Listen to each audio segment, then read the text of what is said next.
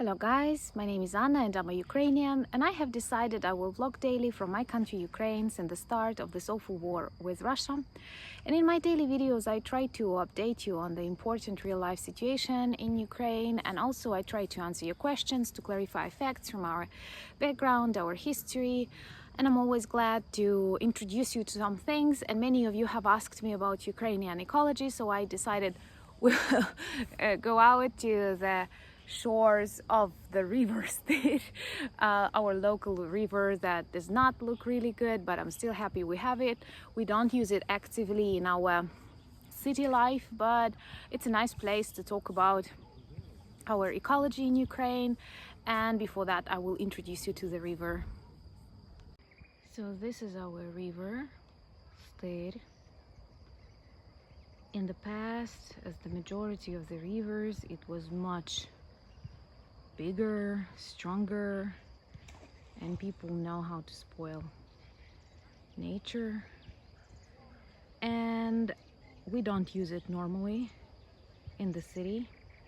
We don't have normal banks where you can, like, I don't know, drink coffee, cocktails, and watch the waters.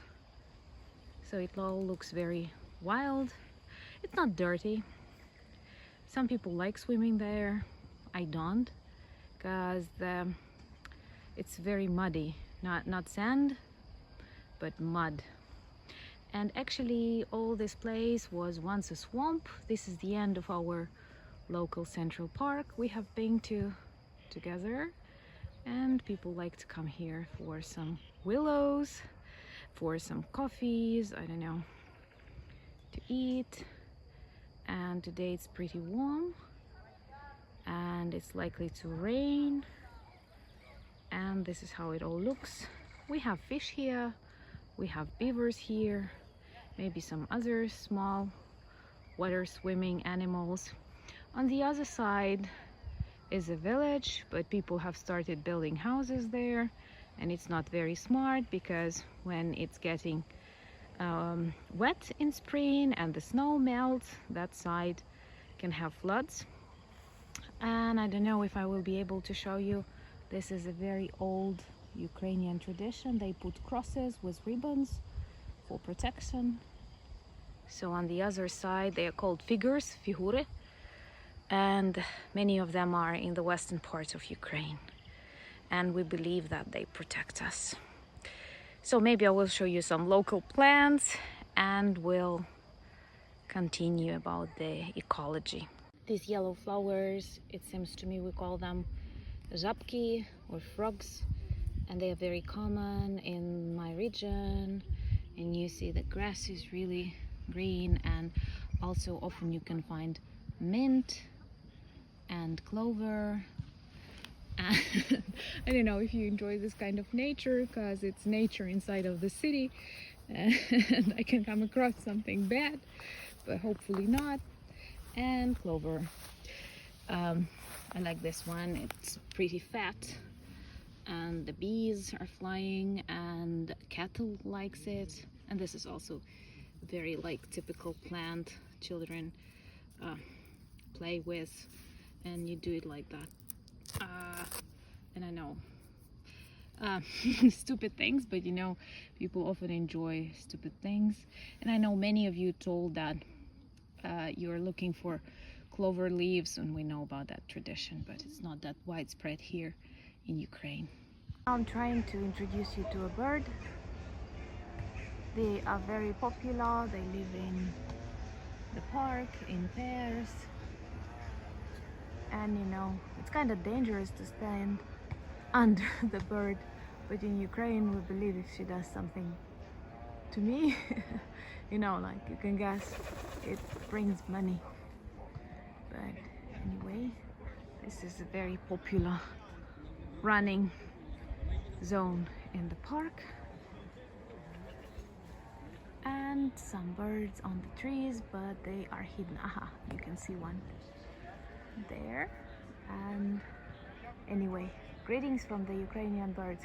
You know, Russians are afraid. They believe our birds are warriors, so they are. Is fishing, and you have to be silent when people are fishing, And yes, it's free to fish in Ukraine in the majority of places. Only some lakes and ponds are closed for fishing, or you have to pay money, but in the majority of rivers and lakes you can fish for free.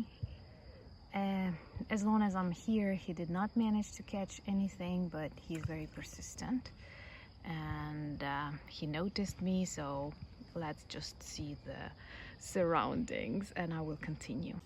So behind me you see popular Ukrainian trees, willows, and they are symbols of Ukraine, and they are pretty popular on various paintings, I don't know, calendars and so on. I'm not a great fan of them, but they often grow on the banks of the rivers, swamps, and all of that territory was very swampy. Actually, my region is very, very wet. So getting back to our topic, ecology, for many of you the first association with Ukrainian ecology will be Chernobyl, and that's understandable because this huge catastrophe has influenced the global environment and we still feel the problems it caused to the planet. And it was an extremely dangerous time when Chernobyl was occupied by Russian orcs who did not know how to behave on that power plant, nuclear power plant. And in general, Ukraine during its Soviet occupation had like 40% of nuclear power stations. So this is, from one point of view, a clean energy, but from the other point of view, many people feel threats from having these atomic stations close to their houses and homes, and especially during the wartime, which goes without saying, because in this case you don't need a nuclear bomb.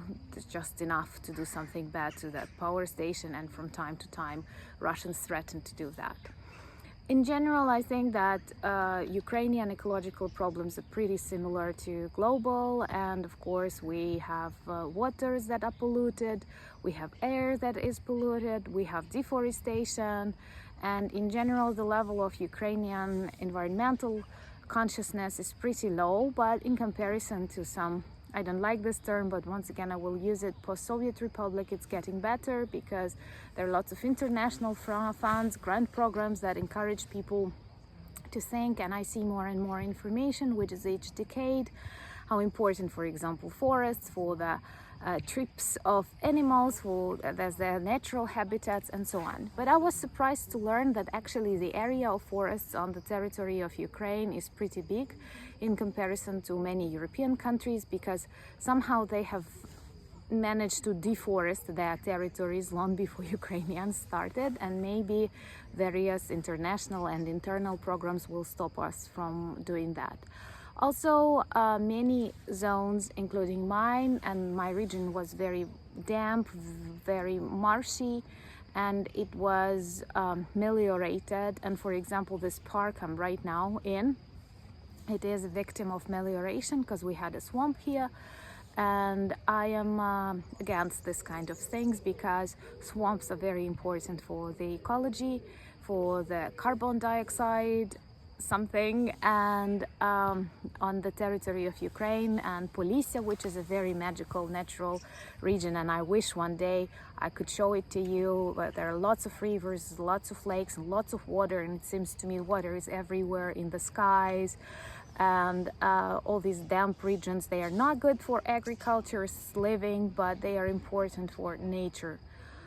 We don't have like that many mineral resources, but in comparison with other countries, perhaps a lot. And the most industrial region, part of Ukraine, is of course Eastern Ukraine, Donbass, and today it suffers a lot from Russian occupants. There are lots of factories and plants that stopped working. By the way, you often ask me about the shortages that we have, and finally I can answer this question. We are running out of salt because the active war is taking place close to the largest salt producing factory, and people started to panic and bought out all the salt we had. Actually, they bought more than they need, and this is a very typical Ukrainian behavior. Maybe even after all these traumas, after Holodomor, Ukrainians like to store products. It's very typical for us. You never have like 1 kilo of something, you always have a couple of kilos. And when you have like, I don't know, 1 kilo of sugar left, you feel like you don't have sugar in your house. So this is something similar with salt, and I think everything will be fine because there are other salt mines and salt factories, but people are very much under stress, and they're real hunts for salt in the supermarkets and elsewhere. So coming back to nature, also this industrial regions, and now for example in Kyiv, it was a very surprising fact that when many people left Kyiv and there were no cars on the streets of Kyiv, the air became cleaner. And in general, I'm also very much concerned about the negative influences that this war will make to the nature of Ukraine, because Russians, they like to, if they cannot occupy and keep Ukraine, and that's obvious, they try to spoil our life and they try to ruin the nature. They always threaten to blow up nuclear stations. They also threaten to do something to the dams on the river so that large territories can get flooded, and also they cut very much forests and send them to Russia, and this is very ugly. It's just the same as stealing Ukrainian grain and trying to sold it somewhere in the world, and I don't know how can someone eat a stolen grain mixed with Ukrainian blood. So, but there are lots of also optimistic people who want this war to stop sooner, for them to be able to swim in the Ukrainian seas. And from one point of view, this sounds ridiculous, but from the other point of view, this demonstrates a very strong confidence of Ukrainians that we will win.